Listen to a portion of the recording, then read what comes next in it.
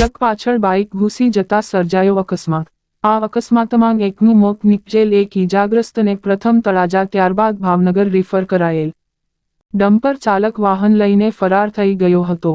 તળાજાના દીનદયાળ નગરમાં રહેતા અરમાનભાઈ રમજાનભાઈ સોલંકી અને તેના મિત્ર સેજાનભાઈ સાદિકભાઈ ચૌહાણ બંને મિત્રો સવારે બાઇક લઈને તળાજાથી પાલીતાણા જવા રવાના થયા હતા।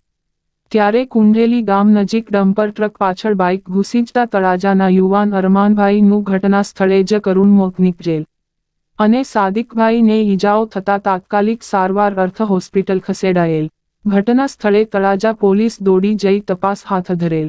કુંઢેલી નજીક અકસ્માત સર્જાત એકનું મોત, એક ઈજાગ્રસ્ત થતા પરિવારમાં ભારે શોક છવાયો।